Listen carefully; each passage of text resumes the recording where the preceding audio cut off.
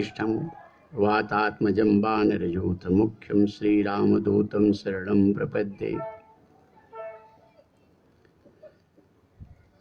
अतुलितबलधामं हेमशैलावदेहं धनुजवनकृशानं ज्ञानिनामग्रगण्यं सकलगुणनिधानं वानराणामधीशं रघुपतिप्रियभक्तं वातजातं नमामि। या कुन्देन्दु तुषारहारधौला या शुभ्रवस्त्रावृता या वीणावरदण्डमण्डितकरा या श्वेतपद्मासना या ब्रह्माच्युतशङ्कर प्रभृतिर्देवैः सदा वन्दिता। सा मां पातु सरस्वती भगवती निःशेषजाड्यापहा। गुरुर्ब्रह्मा गुरुर्विष्णु गुरुर्देवो महेश्वरः गुरु साक्षात् परब्रह्म तस्मै श्री गुरुवे नमः। अखण्डमण्डलाकारं व्याप्तं येन चराचरं तत्पदं दर्शितं येन तस्मै श्री गुरुवे नमः। शङ्करं शङ्कराचार्यं केशवं बादरायणं सूत्रभाष्य कृतौ वन्दे भगवन्तौ पुनः पुनः। ईश्वरो गुरुरात्मेति मूर्तिभेद विभागिने व्योमोद्व्याप्तदेहाय दक्षिणामूर्तये नमः। मन्दारमूलं वदनाभिरामं बिम्बाधरे पूरितवेणुनादं गोगोपगोपी जनमध्यसंस्थं गोविन्द दामोदर माधवेति। कृष्णाय वासुदेवाय हरे परमात्मने प्रणतक्लेशनाशाय गोविन्दाय नमो नमः। नमो भगवते तुभ्यं वासुदेवाय धीमहि प्रद्युम्नाय अनिरुद्धाय नमः संकर्षणाय च सच्चिदानन्दरूपाय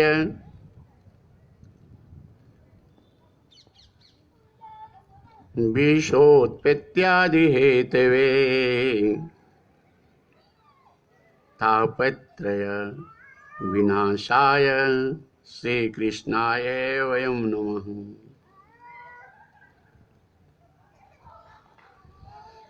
प्रेम से वृंदावन विहारी लाल की, सियावर रामचंद्र भगवान की, पवन सुत हनुमान की, प्रेम से बोलो शंकर भगवान की, श्रीमद् भागवत महापुराण की, श्री वेदव्यास भगवान की, श्री सुखदेव जी महाराज की, तीर्थराज प्रयाग की, गंगा मैया की, यमुना मैया की, सरस्वती मैया की, बेणी माधव भगवान की, अक्षय वट की, लेटे हुए हनुमान जी की, भरद्वाज मुनि की, संत समाज की, सब भक्तन की, अखिल कोटि ब्रह्मांड नायक सर्वात्मा परमात्मा सर्वाधार जगदाधार जगत वंद्य आनंद निधि भगवान कृष्ण, उन्हीं के रूप में विराजमान सभी श्रोतागण प्रेम से बोलो जय श्री कृष्ण। नाहं वसामि वैकुंठे योगिनां हृदयेन च मद्भक्ता यत्र गायन्ति तत्र तिष्ठामि नारद। भगवान विष्णु नारद जी से कहते हैं, नारद वैकुंठ में मेरा सदा निवास रहता है, हो सकता है कभी वहाँ भी न मिलूं। योगियों के हृदय में सदा निवास करता हूँ, हो सकता है कभी वहाँ भी न मिलूं। मेरे भक्त जहाँ प्रेम पूर्वक मेरा गुणगान करते हैं, कीर्तन करते हैं, सत्संग करते हैं, प्रेम से जहाँ मुझे पुकारते हैं, प्रेम से जहाँ मुझे भजते हैं, वहाँ मैं अवश्य प्रकट हो जाता हूँ। परमात्मा सर्वत्र सब रूप नामों में एक परमात्मा ही परमात्मा है। प्रेम से पुकारो, भगवान कहते मैं प्रकट हूँ। जिन परमात्मा को पाने के लिए योगी योग करते हैं, साधक साधना करते हैं, ब्रह्मचर्य का पालन करते हैं ब्रह्मचारी, तपस्या करते हैं तपस्वी लोग, सन्यासी सन्यास धर्म का पालन करते हैं, वो परमात्मा कहते हैं प्रेम कर लो, प्रेम से पुकारो, मैं प्रकट हो जाऊंगा। और वो परमात्मा से प्रकट होने का मात्र एक साधन सत्संग है। गोस्वामी तुलसीदास जी रामचरितमानस में स्पष्ट कहते हैं कि राम ही केवल प्रेम पियारा, और जान ले सो जान निहारा। भगवान को पाने की इच्छा रखने वाले धर्म प्रेमी से, जिन भगवान को प्रेम प्रिय। कल की कथा में सीधा चलते हैं। दत्तात्रेय भगवान 24 गुरुओं की बात बताते हुए 6वें नंबर के गुरु सूर्य भगवान की बात करते हैं। ये सूर्य भगवान से शिक्षा लेते हैं दत्तात्रेय भगवान कि सूर्य भगवान सबके साथ समान व्यवहार करते हैं।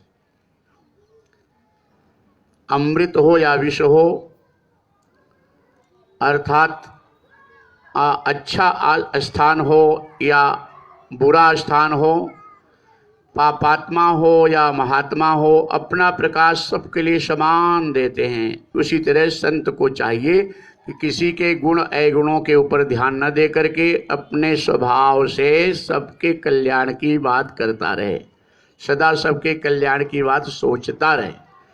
और जैसे सूर्य भगवान 4 महीना गर्मी में अपने तेज किरणों से वर्षा पानी ले करके अपने किरणों में जमा रखते हैं और समय आने पर उसको जल की वर्षा करते हैं, जिससे सब सुखी हो जाते हैं, वैसे संत और सज्जन व्यक्ति को चाहिए अपने प्रभाव से धन अर्जित करके रखो सूर्य भगवान की तरह, और धन अर्जित करके संभाल के रखो। और जहाँ प्यासे लोग हों वहाँ पे उस धन का सदुपयोग करो, अर्थात उनके कल्याण के लिए, दीन दुखियों के लिए, गरीबों के लिए, अथवा यज्ञ के लिए, सृष्टि की रक्षा के लिए, यज्ञ सत्कर्म सत्संग और भंडारा इत्यादि अपने धन का सदुपयोग करो। जैसे भी हो धन का सदुपयोग करो। धन का सदुपयोग करने से तुम्हारा परम कल्याण होता है। परमात्मा प्रसन्न होकर के लक्ष्मी जी कृपा बरसाती हैं, परमात्मा की कृपा होती है, अनंत अनंत सुख मिलता है। 7वें नंबर के गुरु चंद्रमा जी, ये विस्तार ज़्यादा न करके सीधे सीधे ले चलें, कथा अभी बहुत पूरी करनी है हमको। एकादशी को यहाँ पे पूरी हो जाएगी कथा, इसके बाद आश्रम में कथा होगी। तो अब तक हम आश्रम से अरैल से यहाँ आ रहे हैं और ये श्रोतागण वहाँ आएंगे सब, जिसको जो भी पहुँच सकना, और नहीं तो फिर अब ये पांडे परिवार अपना है ये सुनेगा। और वहाँ पे रुद्राक्षा का वृक्ष लगा हुआ है, आम का वृक्ष लगा हुआ है, पेड़ पालो हैं, गंगा मैया हैं, यमुना मैया, सब बैठ के बेस बदल के कथा सुनेंगी। कथा सबको प्रिय है। एक ही एक ऐसा साधन है सत्संग जो सबको प्रिय है। स्वयं भगवान शिव को सत्संग प्रिय है, हनुमान जी को सत्संग प्रिय है। कोई ऐसा ऋषि मुनि महात्मा जो सतगति पाए, सबका एक फल सत्संग। सत्संग से सबने अपना अपना कल्याण किया। और जो तत्वदर्शी हैं वो सत्संग को कभी छोड़ना नहीं चाहते, सदा सत्संग मिलता रहे। तो चंद्रमा से दत्तात्रेय भगवान उपदेश लेते हैं। जैसे चंद्रमा घटते और बढ़ते हैं, अमावस्या आता है, फिर पूर्णिमा और प्रथमा द्वितीया घटते बढ़ते हैं, लेकिन घटना बढ़ना दिखाई पड़ता है। चंद्रमा पूर्ण है, एक घटना बढ़ना जो दिखाई पड़ता है एक ग्रह का नियम है। वो कहीं ये नहीं कि द्वितीया तृतीया चतुर्थी पंचमी को कम दिखाई पड़े तो उतना, या तो फिर कम होते जा रहे, नहीं, वो चंद्रमा पूर्ण है। ये ग्रहों की स्थिति से ऐसा दिखाई पड़ता है। तो उसी तरह तत्वदर्शी संत जो होते हैं वो सुख और दुख, अमीरी गरीबी, मान अपमान में सदा सम रहते हैं। शिक्षा लेने कहें कि सज्जनों को, सत्पुरुषों को चाहिए कि सदा अपने पूर्ण स्वरूप की तरफ, अपने आत्मा परमात्मा के प्रेम की तरफ जाना चाहिए। और 8वें नंबर का गुरु कबूतर पक्षी है। कबूतर वो कहते कि ये दत्तात्रेय, हमको आपको शिक्षा लेना है तो कहीं से भी शिक्षा ले सकते हैं, और कहीं से हमारा विचार जहाँ अच्छा है, कुछ न कुछ गुण और दुर्गुण तो सबके अंदर है, लेकिन गुणों से कहीं न कहीं शिक्षा ले सकते हैं।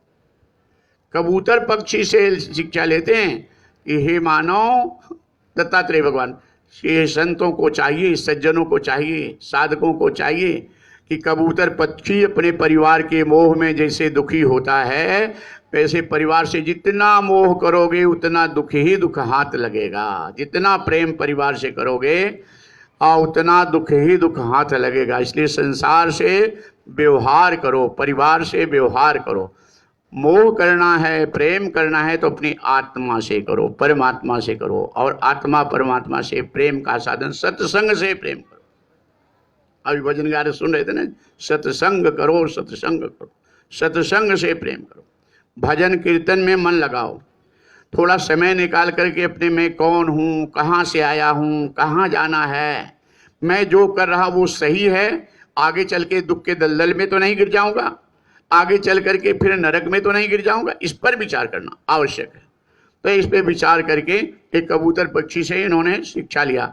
एक कबूतर पक्षी, इसके छोटे छोटे बच्चे थे, छोटे छोटे बच्चे थे, तो कबूतर और कबूतरी ये दोनों गए थे चारा के लिए, और बहेलिया आया और बच्चों को फंसा लिया।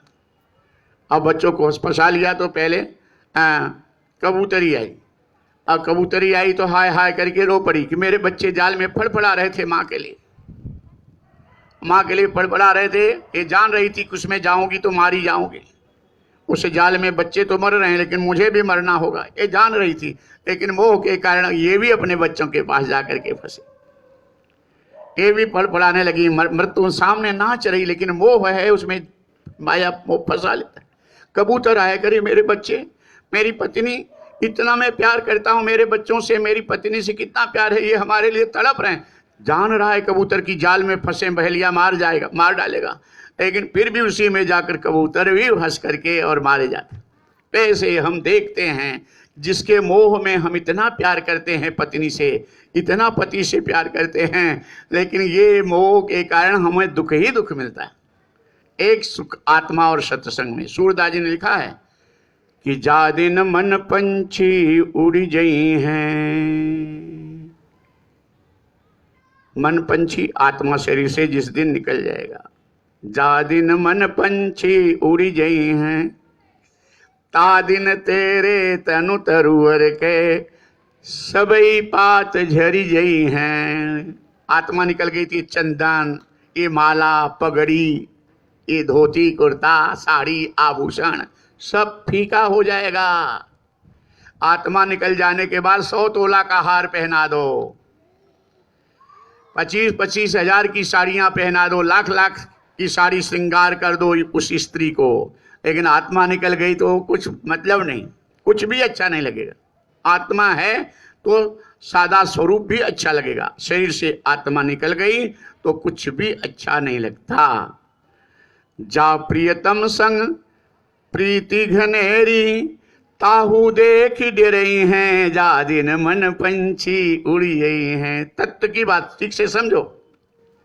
पति पत्नी एक कमरे में खिड़की दरवाजा बंद करके बड़े निर्भयता से प्रेम से सोते हैं रात को, लेकिन जब पत्नी के शरीर से आत्मा निकल जाती है तो वही पति रात के समय खिड़की दरवाजा बंद करके अपनी पत्नी के साथ सोने में डरेगा। आत्मा की सत्ता है, तुम आत्मा हो। ये कबूतर की तरह परिवार के मोह में फंस करके सदा जन्मों जन्मों से दुखी हो। यहाँ दत्तात्रेय भगवान शिक्षा लेते हैं इसे, अरे इस दुखों में नहीं फंसना है, इस दुखों से हटकर आत्मा परमात्मा की तरफ जाओ, सदा प्रसन्न रहो। ये परिवार तुम्हारा नहीं है। ये जैसे मिलते किसी प्याऊ में आए चाय पानी पीने के लिए, फिर बिछड़ गए। किसी एक वृक्ष पे पत्ते लगे, एक डालियों पे 1000 पत्ते लगे, इसके बाद जब आया पतझड़ तो छड़ के कोई कहीं गया, कोई कहीं गया। ऐसे पति पत्नी बेटा बहू मिले और इसके बाद मिलने के बाद सब बिछुड़ गए। सबका वियोग निश्चित होता है। बहते हुए समुद्र में या नदी में 2 काठ लकड़ी और धारा के संयोग से मिले कुछ देर तक, इसके बाद फिर फिसल गए, फिर कहाँ कौन गया कौन। ऐसे पति पत्नी मिले, बेटा बहू मिला, परिवार मिला, इसके बाद फिर बिछुड़ गया तो बेटा कहाँ गया, पत्नी कहाँ गई, पति कहाँ गया, फिर परिवार। ये जीव अपने कर्मों के अनुसार गया। तो यहाँ सत्संग तुम्हें समझाता है कि तुम्हारी सत्ता श्रीमद् भागवत महापुराण में श्री सुखदेव जी महाराज राजा परीक्षित को बार बार इन प्रसंगों के द्वारा समझाते हैं। और तुम्हें इसमें समझना, तुम आत्मा हो। ये पत्नी पति परिवार बड़ा प्यारा नाता है, लेकिन कबूतरी की तरह, कबूतर की तरह अपने परिवार के मोह में स्वयं हम गिर करके मर रहे हैं। तो इनके परिवार को जितना कर्तव्य है तुम अपना कर्तव्य का पालन करो, पत्नी के लिए, पति के लिए, परिवार के लिए, संसार के लिए। इनको तड़पना नहीं, इनके लिए, इनको तड़प करके कहीं अपने मोहग्रस्त हो करके ये मानव जीवन का अमूल्य समय व्यर्थ मत गवा देना, इसका नाश नहीं कर देना। सत्संग तुम्हें जगाता है कि इनसे खूब प्रेम व्यवहार करो, खूब अच्छा इनके साथ निभाओ, खेती व्यापार नौकरी करके इनको सौंप दो सब, लेकिन इनके मोह में फंस करके अपने जीवन का नाश नहीं करना है। आत्मा से प्रेम, परमात्मा से प्रेम। आत्मा शरीर में है तो तुम किसी के पति हो, आत्मा निकल गई तो पति नहीं। आत्मा शरीर में है, तुम किसी की पत्नी हो, तुम किसी की माँ हो, किसी की सास हो, किसी की बहू हो। आत्मा निकल गई तो एक शव है। आत्मा की सत्ता है सब, आत्मा है तो सब कुछ है। तो कहते हैं जा प्रियतम संग प्रीति घनेरी, ताहू देखी दे रही हैं, जा दिन मन पंछी। अपनी पत्नी से पति डरेगा। पति के शरीर से आत्मा निकल गई तो पत्नी अकेले कमरे में रात को पति के साथ सोने में डरेगी। माँ के शरीर से आत्मा निकल गई तो बेटा माँ के साथ में रात में खिड़की दरवाजा बंद करके माँ के साथ सोने में डरेगा। भाई भाई के साथ में सोने में डरेगा। आत्मा की सत्ता है। तुम आत्मा हो और अपने आत्म स्वरूप को पहचानने के लिए संत सतगुरु और सत्संग। इसलिए तात स्वर्ग पवर्ग सुख धैर्य तुलाय कयंग, तुलन ताहि सकल मिले, जो सुख लाओ सत्संग। सत्संग का सेवन, सतगुरु और संत की सानिध्य, शास्त्र श्रवण चिंतन, ये करते रहो। ये संसार का काम भी करते रहो, ये भी करते रहो, नहीं तो अंत में पछताना पड़ता है। कहाँ वह ताल, कहाँ वह शोभा, तहवा धूरी उड़े हैं। सूर्यदास सत्संग किए बिनु सब बिरथा होई जई हैं, जा दिन मन पंछी उड़ी जई हैं। सरोवर के किनारे कितना सुंदर पक्षियां चहचहाती हैं, लहरें चलती हैं। अर्थात गृहस्थी में दरवाजे पे हजारों लोग आना जाना, हिष्ट मित्र सबका बना रहता है। लेकिन जब सरोवर सूख गया, जल सूख गया, तो सरोवर के पास पक्षियां नहीं आती है, वहां सुना सुना लगता है। वैसे शरीर का सरोवर आत्मा है। आत्मा जब शरीर से निकल गया तो दरवाजे पे आना जाना, मिलना जुलना, वो रौनक खत्म हो जाती। सब जहां भी जो भी है सुख शांति और जो भी सत्ता है, एक आत्मा। आत्मा ये परमात्मा है। आत्मा तुमको दृष्टा है तुम्हारा। आत्मा तुमको उत्तम सम्मति देने वाली उपमंता है।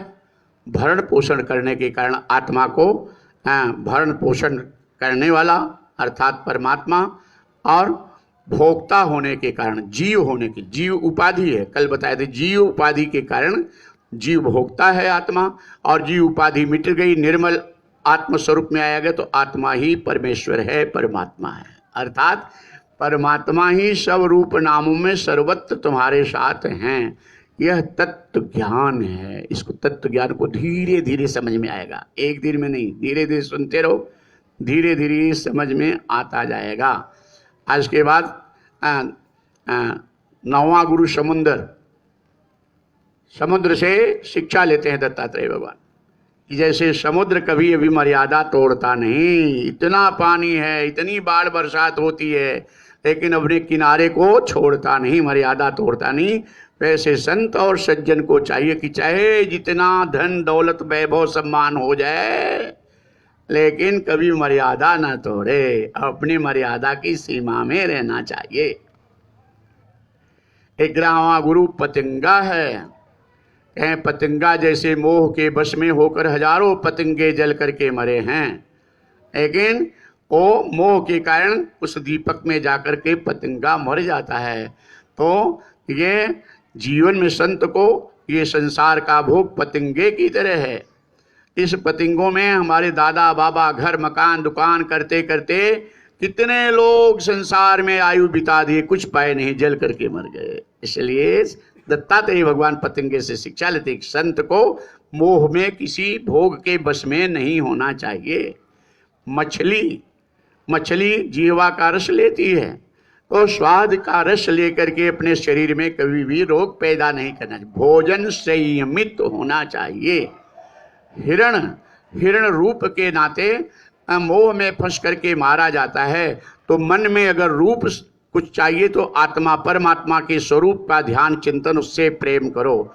और संत को चाहिए, सज्जन को चाहिए, सदा एक रूप देखो तो परमात्मा का। संसार का यह रूप हमारे जीवन का अंत कर देने वाला है, ये मोह माया में फंसाने वाला है। हाथी काम के वश में होकर के मारा जाता है। कुरंग मातंग पतंग मीना हता पंचाभिरेव पंचा एक प्रमादी सकतं हन्यते सेवितो पंचभिरेव पंचा। कहते हैं हमारी 5 कर्मेंद्रिय, 5 ज्ञानेंद्रिय, 5 ज्ञानेंद्रियों के 5 विषय। नेत्र का विषय रूप, रूप का प्रेमी पतंगा फंस के मर जाता है, जल के मर जाता है। इसलिए मोह भोगों में जल करके मरना नहीं चाहिए। आत्म संयम होना, आत्म प्रेम। तुम लोग ये आत्म प्रेम है, तुम पतंगा बन करके संसार के भोगों में नहीं जलोगे। जो संत गुरु और सत्संग से प्रेम किया है उसकी रक्षा भगवान करेंगे, ये बताया गया है। आज के बाद त्वचा का विषय स्पर्श है। हाथी जो होता है कामी होता है। 10 शेर की ताकत हाथी को होता है, लेकिन एक शेर अगर दहाड़ मारता है तो हजारों हाथी भागते हैं, क्योंकि कामी पुरुष जो होता है भीरू डरपोक होता है। शेर संयमी होने के कारण निर्भयता को प्राप्त करता है। तो यहां कामी का अर्थ खाली भोग से काम नहीं, संसार की कामनाओं की, भोगों की कामना, जितने भी भोग हैं, स्त्री पुत्र परिवार धन संपदा सम्मान, ये सब काम में आते हैं। इनकी कामना लिए तुम भय लगा रहेगा, क्या होगा। और जो संयमित होकर अपने कर्म के ऊपर भरोसा करके आत्मा परमात्मा से प्रेम करते हुए शास्त्र संबद्ध कर्म जब करोगे तब तुम निर्भय बने रहोगे। जब गलत किए तो भय तैयार है, अर्थात परिवर्तनशील नाशमान संसार में जब तुम कामना किए तो भय निश्चित तुमको है। हाथी को फंसाने वाले, जहां हाथी रहता है 15 फुट गहरा 15 फुट लंबा चौड़ा गड्ढा खोद देते हैं, उस पर बांस का टट्टर लगा देते हैं और टट्टर के ऊपर घास ऐसे रख देते हैं कि लगता है कि ये जमीन है, और उस पर कागज की नकली हथनी बना के रख देते हैं।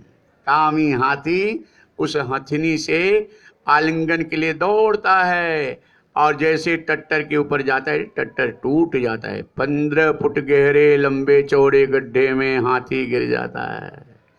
भारी शरीर होने के कारण हाथी निकल नहीं पाता।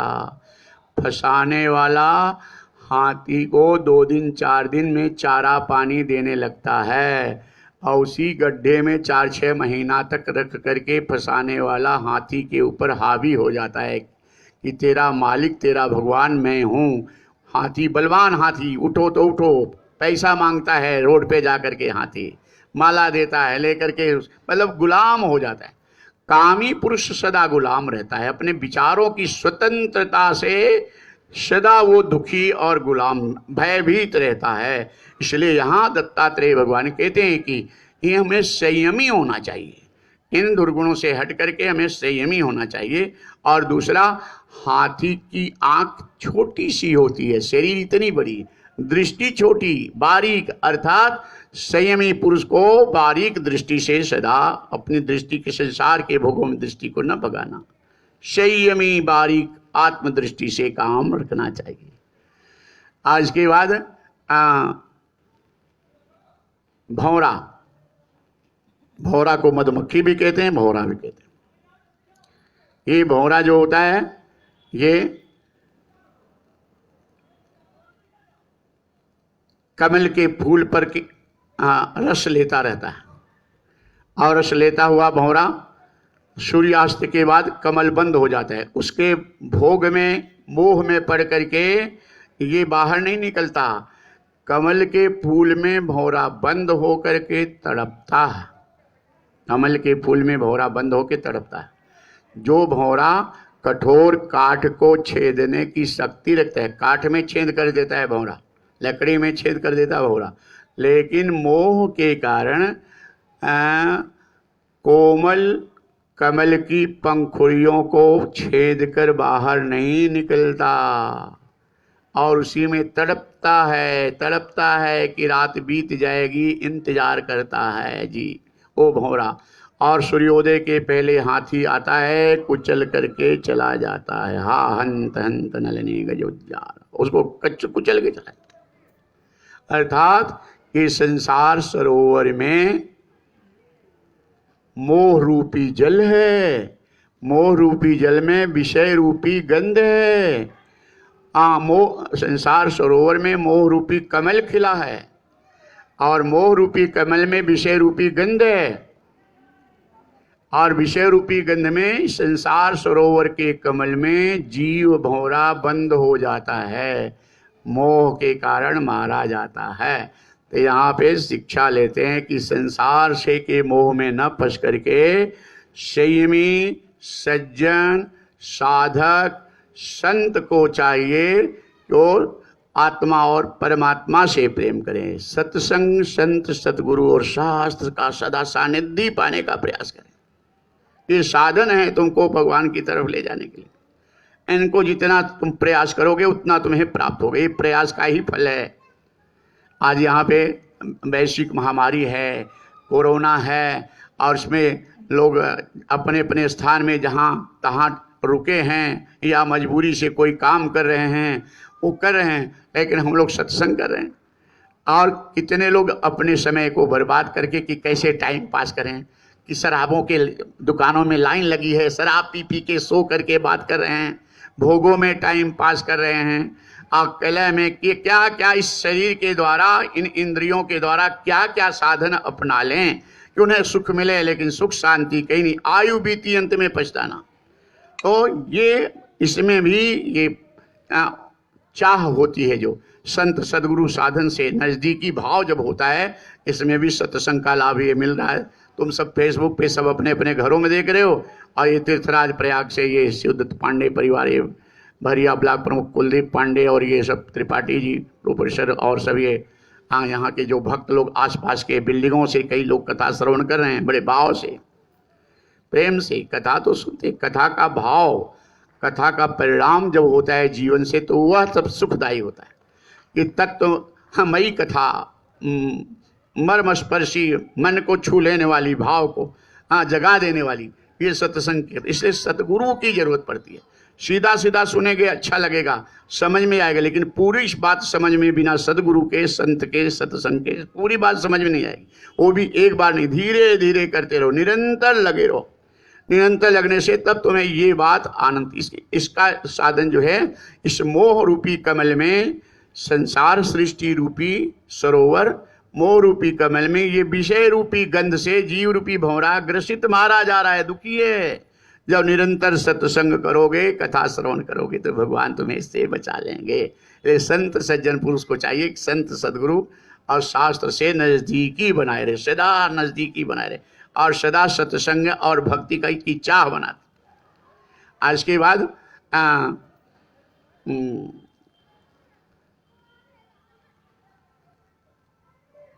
मृग से, ये मृग जो होता है पत्तियों की खड़खड़ाहट सुन करके जंगलों में भागता है, लेकिन जब पार्थी बीन बजाता है तो सामने खड़ा हो जाता है, मारा जाता है। अर्थात कान का विषय शब्द है, शब्द का प्रेमी। आओ रोड पर चले जा रहे हैं अप टू डेट साहब लोग, बड़े बड़े विद्यार्थी लोग, बच्चे बच्चियां कान में लगाए हैं, उसमें भजन हो रहा है, अब गाड़ी सीटी मार रही है, वो तो मस्ती में है, कितने का एक्सीडेंट हो रहा है, कितना ट्रैफिक परेशान है, कितने लोग परेशान हैं, सो रहे हैं, कानों में शब्द, ये शब्द प्रेम संसारिक पिक्चर सिनेमों के गानों में उसी को अपना जीवन मानते हैं, उसी को इज्जत मानते हैं, उसी को सबसे बड़ा बड़ा मान सम्मान मानते हैं। लेकिन इन्हें पता नहीं कि ये भटक रहे हैं, ये जीवन बड़ा ही अमूल्य है, इसको भटका रहे हैं, इसका अंत कर रहे हैं, इस जीवन का नाश कर रहे हैं, अमूल्य समय का नाश कर रहे हैं। तो ये सब ये कथा से शिक्षा लेते हैं कि शब्द सुनो तो भगवान के नाम का, कथा कीर्तन और स्वाध्याय, अच्छा शब्द, किसी की भलाई की बात सुनो, किसी के भलाई की बात करो, और किसी के कल्याण की बात सुनो, किसी के कल्याण की बात करो। माता पिता तुमसे बड़ा अरमान लेकर के, माता पिता तुमसे बड़ी चाह लेकर के कैसे कैसे करके तुमको पढ़ा लिखा रहे हैं, तुम्हारे इच्छा अनुसार तुम्हें पैसा दे रहे हैं, कैसे उनके पास है कि नहीं है, क्या व्यवस्था है, वो कितनी कठिनाई में, और तुम उन माता पिता के पैसे और श्रम चाह का मजाक उड़ा रहे हो। तो ये नहीं होना, तुम्हारे जीवन का ये मतलब कि बर्बादी है, आयु समय पैसे की, बड़ा अमूल्य समय है तुम्हारा, इसलिए जब भी इसका प्रयास करो। इस कलयुग में ये बातें बहुत कम हैं, कलयुग में ये बातें कम हैं, कलयुग में तो खाली वही भोगों की चर्चा और भजन गाने जितने निकलेंगे वो उसकी संख्या बहुत ज़्यादा है, इसमें बहुत कम है कि इस जिस बात को कर, लेकिन यही सत्य है, यही कल्याणकारी है, और कुछ कल्याणकारी नहीं। सत्य तो यही है, जब तक तुम इस रास्ते से संस्कार लेके चलोगे, संसार में अपने भोगों में रहो, और भोगों में रहते हुए भी तुम योगी बने रहोगे। और जैसे सूर्य भगवान जल में हैं लेकिन परछाई दिखती है, लेकिन पकड़े नहीं जाते, तो उसी तरह जैसे घी को दूध में पानी मिला दोगे तो दूध पानी में मिल जाएगा, लेकिन घी को अगर पानी में डालोगे, दाल में डालोगे, कहीं भी डालोगे तो ऊपर ही रहेगा, अंदर नहीं जाएगा। पानी में घी नहीं मिल नहीं सकता, वो गर्म करके डालोगे तो भी अंदर नहीं जाएगा, ऊपर ही रहेगा। तो उसी तरह जो वैराग्यवान प्रभु कृपा पात्र भगवान के भजनानंदी संत हैं, उनको विषम सी विषम परिस्थितियों में भी परमात्मा बचा लेते हैं। तो वो विषम परिस्थितियों में बच करके अपने आत्म कल्याण के तरफ सुरक्षित रहते हैं। तो ये भौरा, ये मृग जो है, ये तान, अगर ये तान का शब्द का प्रेमी भौरा, ये जब बीन बजाता है तो आकर के उसके दीवाना होकर के खड़ा हो जाता है, उसका साथी बाण मार देता है। ऐसा जीवन क्यों बर्बाद कर रहे हो, जो जीवन इस संसार के भोगों में व्यर्थ जा रहा है, जिस जीवन से, जिस पैसे से माता पिता का पैसा, माता पिता का प्यार तुम्हारे भोगों में चिता की राख बन रहा है। तुम अपने भोगों के कारण, अपनी इच्छाओं के कारण, संसारिक चपलता के कारण तुम माता पिता के उस प्यार और उस भाव को मिटा दे रहे हो। उसे मतलब नहीं माता पिता क्या क्या कर रहे हैं तुम्हारे लिए। तो ये तुम्हें सावधानी से विचार करके चिंतन, शास्त्र चिंतन, संत गुरु और शास्त्र चिंतन करना। तो ये मारा जाता है मृग, लेकिन कितनी आसक्ति है कि मरते मरते भी कह रहा है ए मारने वाले भाई तुमसे कोई शिकायत नहीं, मारने वाले भाई तुमसे कोई शिकायत नहीं। मेरी मांस को परिवार भर सुख से खा लेना, मेरी हड्डी को कहीं भूमि में गाड़ा देना, मेरी चमड़ी संत को दे देना, सींगों की तुरही बना लेना, कस्तूरी मिले तो किसी यज्ञ में दे देना, लेकिन मरते मरते एक बार जिस बीन के तान के नाद के वजह से मैं मारा गया, वही बीन फिर से सुना देना।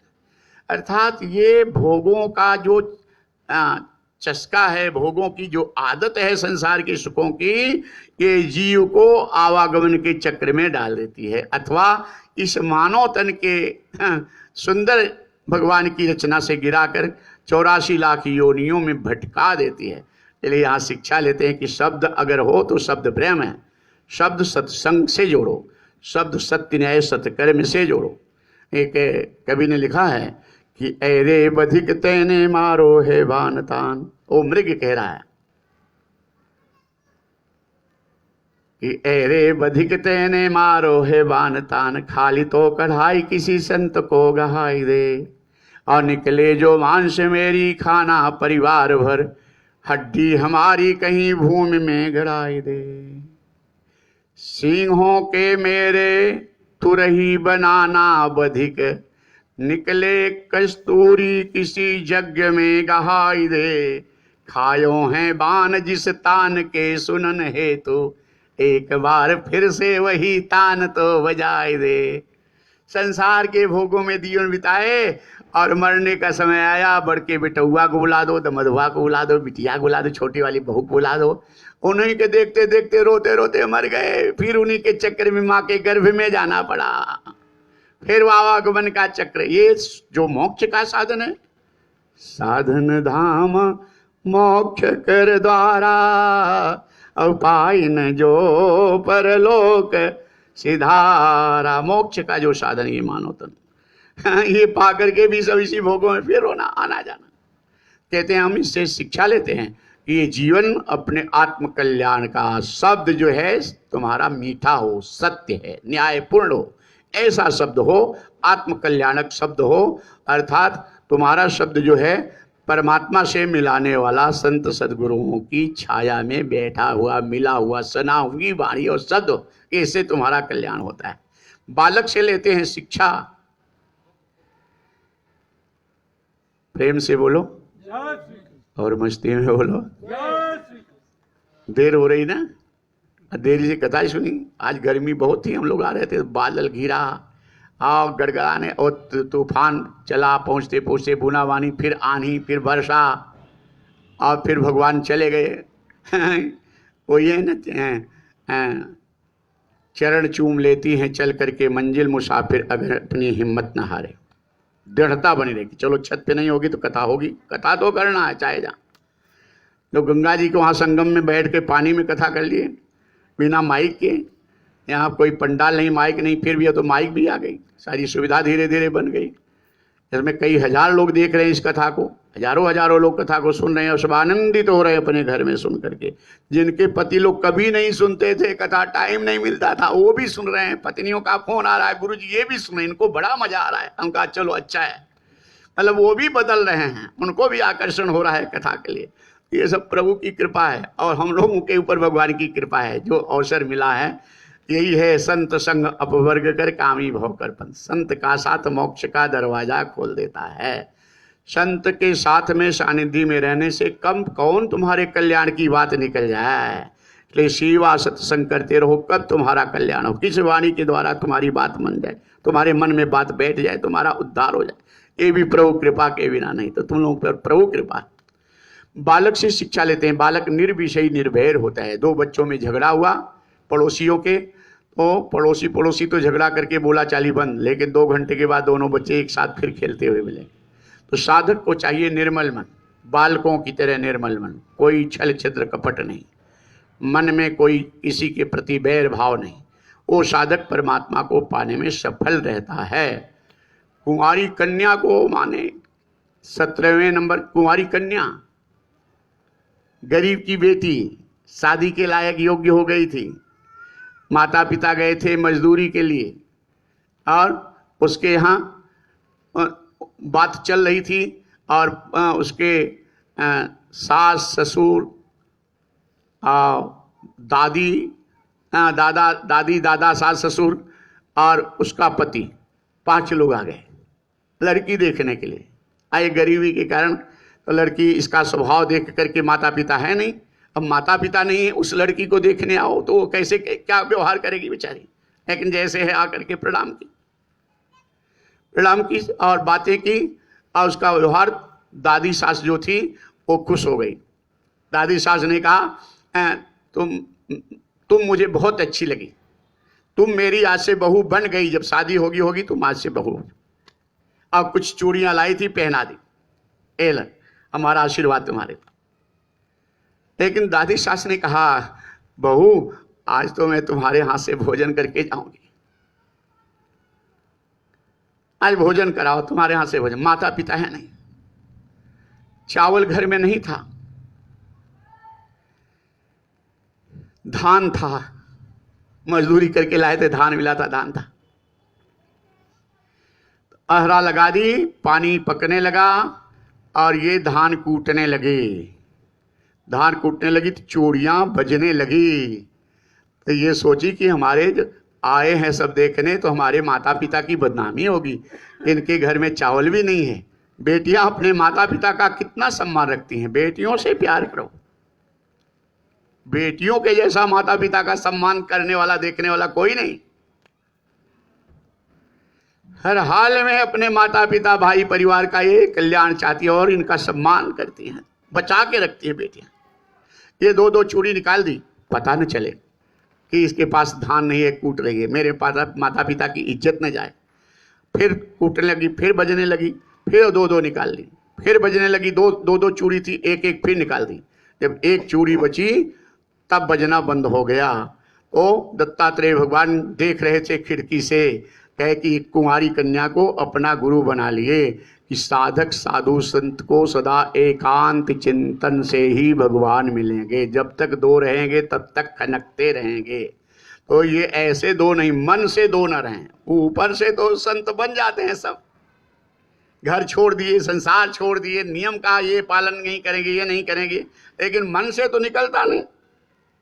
मन से निकालो, मन से निकालो, तब तुमको सफलता मिलेगी, ऊपर से दिखावा नहीं।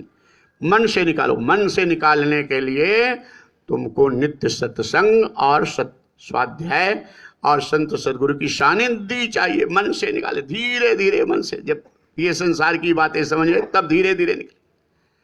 शत्रुंजयगिरी ये पिंगला नाम की वेश्या,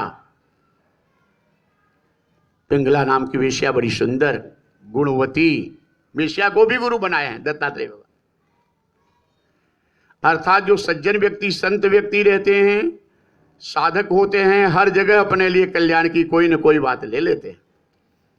और जो उनका मन भोगों में बना है, कल्याण की बात मिलने पर भी इसको छोड़ करके चले जाते हैं। तो विलंब ज्यादा हो रहा है, ये कथा कल शुरुआत में करेंगे, कल पूरा कर देंगे। नहीं, थोड़े में ये सुन लो, बड़े मार्मिक प्रसंग है।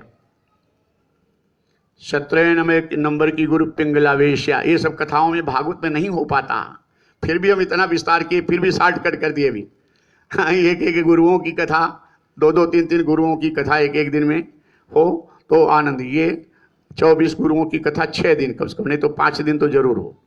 तो अभी 7 दिन की भागवत में खाली है तो दो ख्यान खाली एक हो, तो और सब कथाएं कितनी रहेंगी। इसलिए थोड़े थोड़े में तत्व की बातें समझ लो।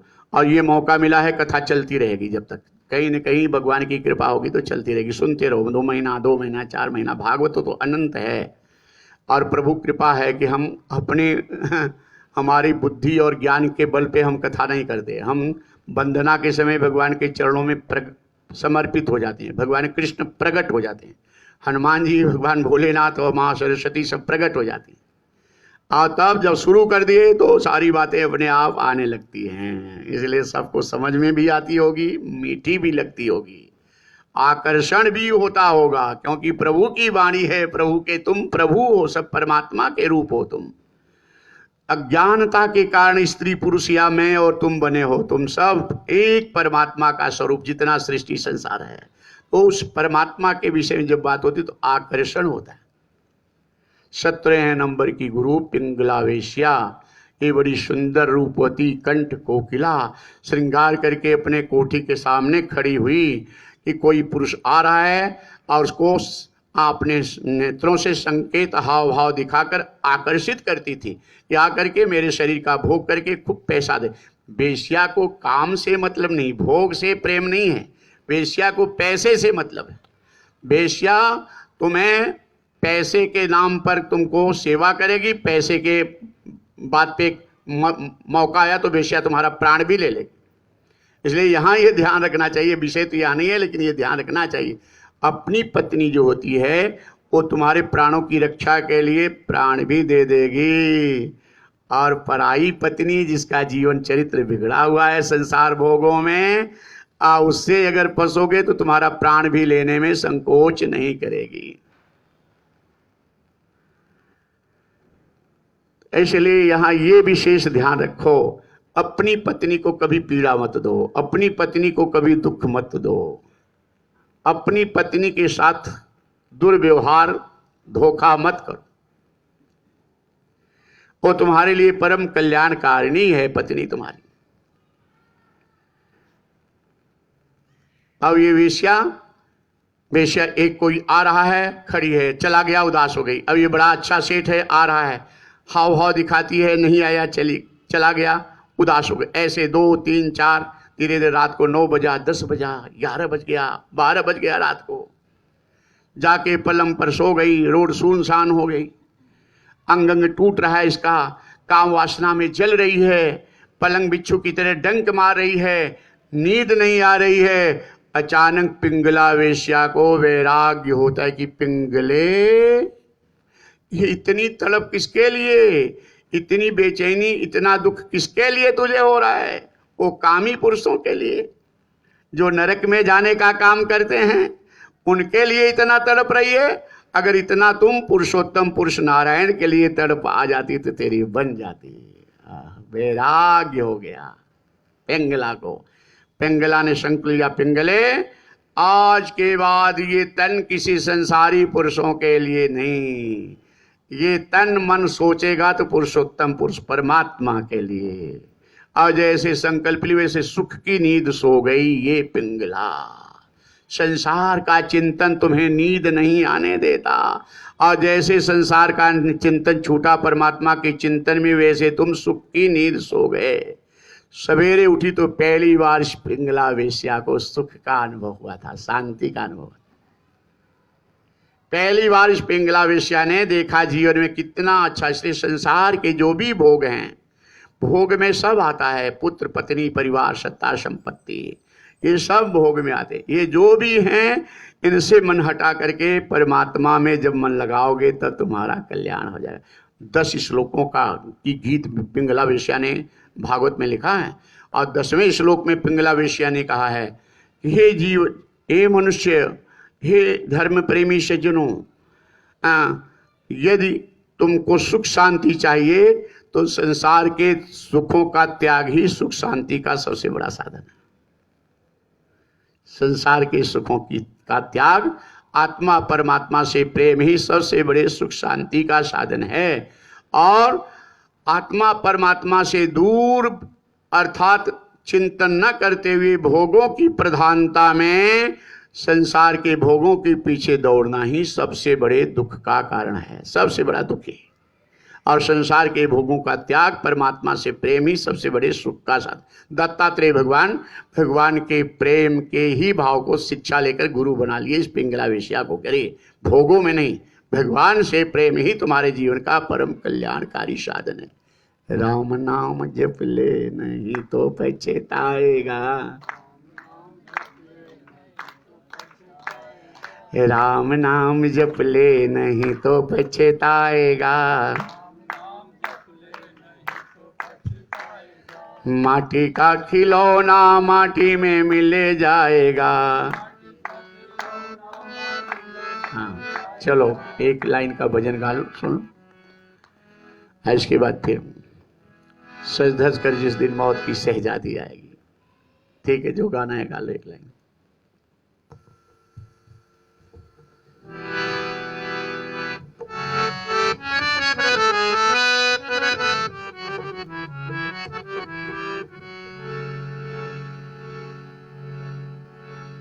सज धज कर जिस दिन मौत की शहजादी आएगी, शहजादी आएगी, ना सोना काम आएगा, ना चांदी आएगी, ना सोना काम आएगा, ना चांदी आएगी। सज धज कर जिस दिन मौत की शहजादी आएगी, शहजादी आएगी, ना सोना न चांदी आएगी, ओ ना सोना काम आएगा, न चांदी आएगी। दिल में धसे कितने बड़े अरमान हैं तेरे, माटी के पुतले माटी के समान हैं तेरे। दिल में बसे कितने बड़े अरमान हैं तेरे, माटी के पुतले माटी के समान हैं तेरे। माटी की मूरत जिस दिन माटी मिल जाएगी, माटी की मूरत जिस दिन न दादा काम आएगा, न दादी आएगी, ना भैया काम आएगा, न भाभी आएगी, ना बेटा काम आएगा, न बेटी आएगी। काम ये आएगा, ये सत्संग भजन परहित परोपकार, ये तुम्हारे काम, बाकी कोई नहीं आएगा। आगे कल चर्चा करेंगे। आरती तो विलम्ब हो रहा है बहुत।